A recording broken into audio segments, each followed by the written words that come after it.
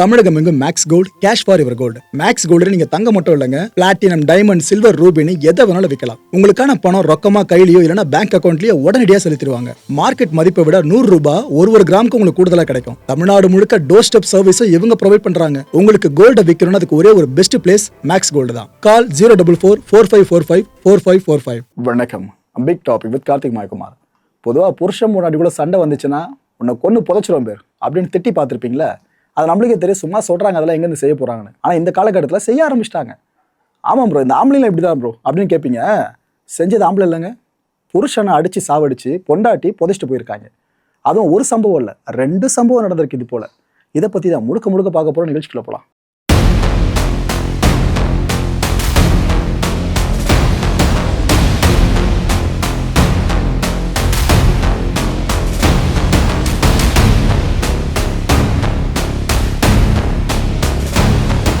இந்த ஸ்க்ரீனில் ஒருத்தர் தெரியுறாருல, இவர் பேர் பென்டிஷ் என்கிற பெண்டையா. இவர் இந்த ஹைதராபாத் இருக்குல்ல, அதை பூர்வீகமாக கொண்டவர். இவரோட மனைவி பேர் சத்யவதி. பேரை பார்த்தீங்களா? இதை மைண்டில் ஆழமாக வச்சுக்கோங்க. இந்த அம்மா வயசு 40 இல்லைனா 40+ இருக்கும். இந்த அம்மா போன வருஷம் நவம்பர் 19ஆம் தேதி போலீஸ் ஸ்டேஷனுக்கு போகிறாங்க. போயிட்டு இது போல் என் கணவரை காணுங்க, வேலைக்குன்னு சொல்லி போனார், என்னாச்சு ஏதாச்சும் தெரியலன்னு பதற ஆரம்பிச்சிருக்காங்க. அப்படியே போலீஸ்காரங்களும் சரி ஓகே ஹஸ்பண்டை காணோன்னு சொல்லிட்டு மிஸ்ஸிங் கம்ப்ளைண்ட்டை எடுத்துகிட்டு இருக்காங்க. எடுத்துட்டு போலீஸாரும் இந்த மியாப்பூர் போலீஸ் ஸ்டேஷன் ஓகேவா, அதை சேர்ந்த போலீஸ் ஆஃபீஸர்ஸா அவங்க இவரை தேடுற வேலையை ஆரம்பிச்சிட்டாங்க. போலீஸார் எல்லாரையும் சந்தேகிப்பாங்களே, அதுதான் கரெக்டான விஷயம். அதை இங்கேயும் பண்ணாங்க. கம்ப்ளைண்ட் கொடுத்தாங்களே மனைவி, அவங்க தான் அந்த ஹஸ்பண்ட் கூட இவ்வளோ நாளாக இருந்திருக்காங்க. ஸோ இவங்க மேலே ஒரு கண்ணை வைப்போன்னு வச்சாங்க. அந்த கண்ணு கரெக்டாக ஒர்க் அவுட் ஆயிருக்கு. என்னன்னா, இந்த சத்யவதி இருக்காங்களே, இந்த புண்ணியவதி, இந்த அம்மா அவங்களோட லவ்வரோட சேர்ந்துக்கிட்டு ஜாலியாக ஃபன் பண்ணியிருக்காங்க. ஊர் ஃபுல்லாக சுற்றுறது, ஃபன் பண்ணுறது, புருஷன் காணாமல் போன சோகமே இல்லாமல் அந்த அம்மா ஜாலியாக இருந்திருக்காங்க. இதை போலீஸ்காரங்க நல்லா நோட் பண்ணிட்டாங்க. சம்திங் ஃபிஷியாக இருக்குது. கம்ப்ளைண்ட் கொடுத்தது இந்த அம்மா தான், ஆனால் புருஷனை காணோன்னா ஃபீல் பண்ணிட்டு தான் இருப்பாங்க மேக்ஸிமம். இந்த அம்மா இன்னொருத்தர் கூட ஜாலியாக சுற்றிட்டு இருக்காங்கன்னு சந்தேகம் வந்துருச்சா? சந்தேகம் வந்த மொதல் பாயிண்ட் இது தான். இந்த கேப்பில் போலீஸ்காரங்க என்ன பண்ணிட்டாங்க, இந்த சத்யவதி இருக்காங்களே, இவங்களோட சிடிஆர், அதாவது கால் டீட்டெயில் ரெக்கார்ட்ஸ் இருக்குது பாருங்கள். எத்தனை கால் இவங்க பண்ணியிருக்காங்க, யாருக்கு பண்ணியிருக்காங்க, அங்கேருந்து எவ்வளோ வந்திருக்கு, இந்த டேட்டா ஃபுல்லாக எடுத்துட்டாங்க போலீஸு. இது கூடவே டெக்னிக்கல் எவிடன்ஸை கலெக்ட் பண்ணிட்டாங்க. சிசிடிவி ஃபுட்டேஜ் இருக்குல்ல, அதையும் கலெக்ட் பண்ணிட்டாங்க. இப்போ ஒரு நபர் ஒரு வீட்டுக்குள்ளே போகிறார் அப்படின்னா அவர் அங்கேருந்து வெளியே வரணும்ல, போகிற காட்சி மட்டும் பதிவாகிட்டு வெளியே வர காட்சியை பதிவாகலை அப்படின்னா சிசிடிவி யாரா உள்ளுக்குள்ளே எதுவும் நடந்திருக்குதான விஷயம், அதையும் போலீஸார் சென்ஸ் பண்ணிட்டாங்க. இந்த எவிடன்ஸ் எல்லாத்தையும் அனலைஸ் பண்ணி பார்த்தப்ப இந்த அம்மா தான் அந்த நபரை ஏதோ பண்ணியிருக்குன்னு போலீஸ்காரங்க ஒரு திட்டவட்டமான முடிவுக்கே வந்துட்டாங்க.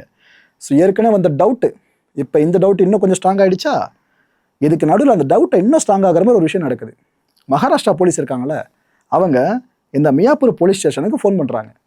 இந்த மிஸ்ஸிங் கம்ப்ளைண்ட்ஸ் யாராவது ஃபார்வர்ட் பண்ணுவாங்களே ஸ்டேஷன் பேஸில், அப்படி வரும்போது அவங்க ஃபோன் பண்ணி, ஏங்க இது போல் ஒரு பாதி எரிந்த நிலையில் ஒரு ஆணோட சடலம் இங்கே இருக்குங்க, உங்கள் மிஸ்ஸிங் கேஸ்லாம் நிறைய இருக்கும்ல, அதில் எதனா கம்பேர் பண்ணி பார்த்துங்க, மேபி நீங்கள் அந்த சைடில் அனுப்பிச்சிருங்க, அதெல்லாம் நான் சொன்னேன் அப்படின்ட்டு அந்த ஸ்டேஷனில் ஃபோன் பண்ணி இவங்களுக்கு இன்ஃபார்ம் பண்ணிட்டாங்க. அவங்க அந்த பிரேதத்தோட ஃபோட்டோஸை பார்க்கும்போது கிட்டத்தட்ட முடிவுக்கு வந்துட்டாங்க. முகம் பெருசாக சரியாமல் இருந்திருக்கு.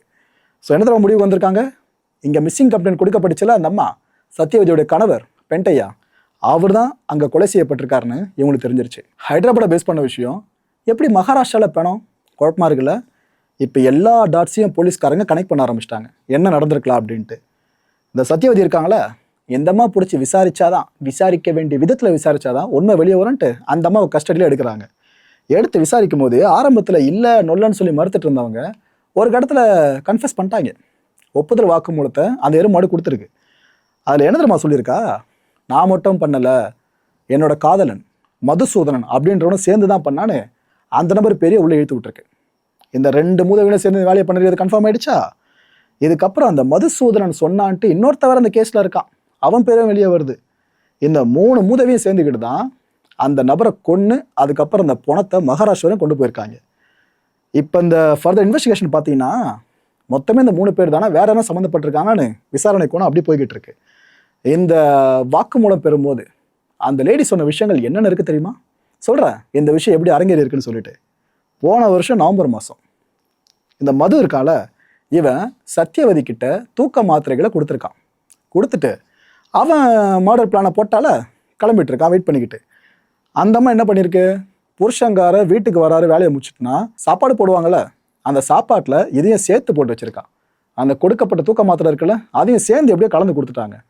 அந்த மனுஷனும் பொண்டாட்டி கொடுத்தா சந்தேகமாக பட போகிறாங்க, எடுத்து சாப்பிட்டுட்டு இருக்காப்புல ஃபுல்லாக. சாப்பிட்டு முடித்த பிற்பாடு பெண்டையா அப்படியே கீழே ஒரு மாதிரி அன்கான்ஷியஸ் ஸ்டேஜுக்கு போகிற மாதிரி ஆகிட்டு இருக்காரு. இதுக்கு பிற்பாடு அங்கே இருந்த தலையணை இருக்குல்ல, இதை எடுத்து அவர் முகத்தில் அழுத்தி மூச்சு திணற வச்சு சாகடிச்சிருக்காங்க. இந்த சத்தியவதி புண்ணியவதி பார்த்துருக்க இந்த வேலை.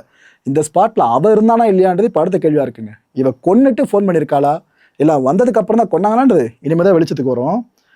இந்த மதுவோட ஃப்ரெண்டு ஒருத்தன் சொன்ன மாதிரி 3வது நபர், அவன் பேர் ராஜேஷ். அவன் இந்த வீட்டுக்கிட்ட வந்திருக்கான். அதாவது கொலைலாம் பண்ணி முடிச்ச பிற்பாடு அவனும் வந்திருக்கான். வந்ததுமே இந்த பாடி பெண்டையாவோட பாடியை நம்ம இங்கே வச்சுருந்தா ரிஸ்க்குன்னு சொல்லிட்டு மகாராஷ்டிரா பார்டர் வரைக்கும் கொண்டு போயிருக்காங்க. அந்த பாடியை வழியில் வாகன தணிக்கையில் இருந்திருக்குமா இல்லையா, கொண்டு போயாச்சா. கொண்டு போயிட்டு அவங்க பிளான் என்ன தெரியுமா, நம்ம அந்த பார்டரில் நம்ம இது எரிச்சிட்டோம் அப்படின்னா இந்த லிமிட்டு அந்த லிமிட்னு ஸ்டேட் வைஸ் அது இஷ்யூவாக மாறும், நம்மளை தப்பிச்சிக்கலாம்னு நினச்சிருக்குங்க. போயிட்டு பாடியை எரிச்சிருக்காங்க. ஆனால் அங்கே என்னாச்சு ஏதாச்சும் தெரியல, பாடி பாதி மட்டும் தான் எரிஞ்சிருக்கு. அவசர கதியில் சரி பாடி நம்ம மேலோட்டமாக வச்சுட்டு போவேனான்னு குழி தோண்டி புதைச்சிட்டு இருக்குங்க. புதைச்சிட்டு அதுக்கப்புறம் இந்த 3 அங்கேருந்து எஸ்கேப் ஆகிட்டு இருக்குங்க. இந்த புதைச்ச பாடி இருக்குது பார்த்தீங்களா, இது சார்ந்து தான் அந்த மகாராஷ்டிரா போலீஸ் இன்ஃபார்ம் பண்ணியிருக்காங்க. ஆக்சுவலாக இந்த பாடி சார்ந்து அவங்கள இன்ஃபர்மேஷன் தெரிஞ்சதுமே அந்த போலீஸ் அங்கே போயிருக்காங்க. மகாராஷ்டிரா போலீஸ் ஹெல்ப் பண்ணி அந்த பாடியை இவங்ககிட்ட ஒப்படைச்சிருக்காங்க. இதுக்கப்புறம் அந்த பாடியோட டிஎன்ஏ எக்ஸாமினேஷன் இருக்குல்ல, இதை அவங்க இனிஷியேட் பண்ண ஆரம்பிச்சிட்டாங்க போலீஸ்காரங்க, இந்த கேஸை ஹேண்டில் பண்ணுறவங்க. ஒரு சில சோர்ஸ் மூலமான தகவல்கள் இப்போ என்ன வெளியே வந்துட்டு இருக்குன்னா, ஊடக செய்திகளாகவே இந்த பெண்டையா இருக்கார்ல, அவருக்கு இதுக்கு முன்னாடியே வேற ஒரு பொண்ணோடு வாழ்க்கை நடத்திட்டு இருந்திருக்கார் போல இருக்கு. குழந்தைங்களும் அந்த கப்பலுக்கு இருந்திருக்காங்க. இதுக்கப்புறம் என்னாச்சு ஏதாச்சும் தெரியல, அந்த பெண்ணை விட்டுட்டு இந்த சத்தியவதி இருக்கால இவகிட்ட வந்திருக்காருங்க. யாரு, இந்த பெண்டையா. இந்த ரிலேஷன்ஷிப்பை ஒழுங்கா போல சத்தியவதி ஆளையே கொண்டு இருக்கா, நம்பி வந்த நபரை கொண்டு போட்டு வச்சிருக்கா.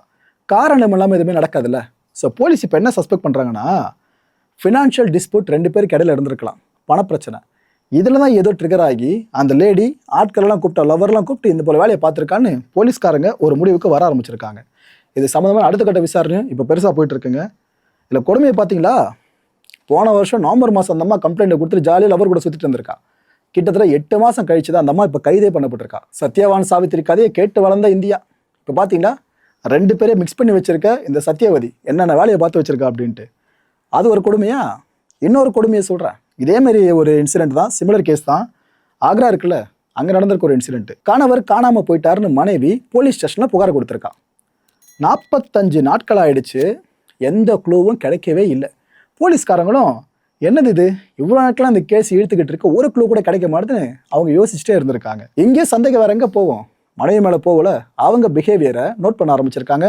ஒரு மாதிரி வித்தியாசமாக இருந்திருக்கு. அதை வச்சு போலீஸ்காரங்க ரைட்டு இந்த மாதிரி ஏதோ வேலையை பார்த்து விட்டுருக்குன்னு கண்டுபிடிச்சிட்டாங்க. கண்டுபிடிச்சிட்டு அவங்க இந்த கேஸில் ஏதாவது லீடு கிடைக்காம வெயிட் பண்ணிட்டு இருக்கும்போது இந்த அம்மாவோட பக்கத்து வீட்டுக்காரங்க இருக்காங்களே, அவங்க கிட்ட போலீஸார் பேசியிருக்காங்க. அப்போ அவங்க என்ன சொல்லியிருக்காங்க, சார் அந்த வீட்டிலேருந்து ஒரு மாதிரி பேட் ஸ்மெல் வருது சார் அப்படின்னு இருக்காங்க. இந்த அம்மா இருக்காங்களே, அந்த அம்மா வீட்டில் இருந்து தான். போலீஸ்காரங்க ஆஹா போனால் அப்போ உள்ளதாக இருக்கும் போல இருக்கு அப்படின்னு முடிவு பண்ணிவிட்டு அந்த அம்மா பிடிச்சி கேட்குறப்ப அந்த அம்மா கை காமிச்சிருச்சு. ஆமாங்க எங்கள் வீட்டு பாத்ரூம் இருக்குது, அங்கே தான் என் புருஷனை புதைச்சிருக்கேன்னு அந்த அம்மா கூலாக சொல்லியிருக்கா. அவங்க போயிட்டு தோண்டி எடுத்து அதுக்கப்புறம் கேஸை ஃபைல் பண்ணி இப்போ அந்த அம்மாவை கம்பியான விட்டுருக்காங்க. எந்த அளவுக்கு போயிருக்கு பார்த்தீங்களா. என்ன பிரச்சனை ஏது பிரச்சனை தெரிலங்க. ஆனால் சொந்த கணவரை சாகடிச்சு பாத்ரூமில் கீழே புதைச்சி வச்சிருக்கா.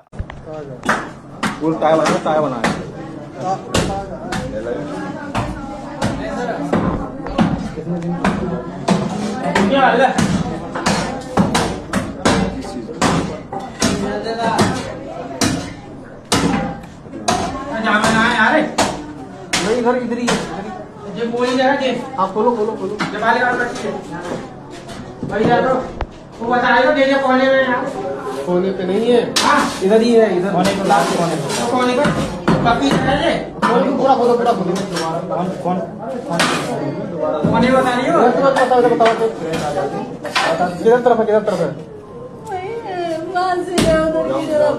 आगे जाओ तो बताओ अरे आगे जाके बताओ जाके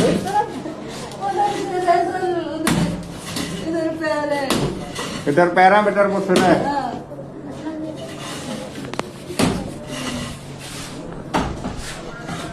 इधर बताओ कहाँ पे हाँ पलीता मुंह इधर पैर है कोने पे ना मुंह किधर है उधर कोने में कितना गहरा है कितना गहरा है इतना ही है सर उतना गहरा है हाँ। ये इससे नीचे भी गड्ढा खोदा था क्या? नहीं सर नहीं ये इतना ही था लेवल? हाँ अरे एक वो है कुछ दरिया वरिया कुछ अरे तसला लाए थे तसला तो भैया तसला तो सुनो मुझे रखा था तो पानी जो एक देख का इधर देखो ये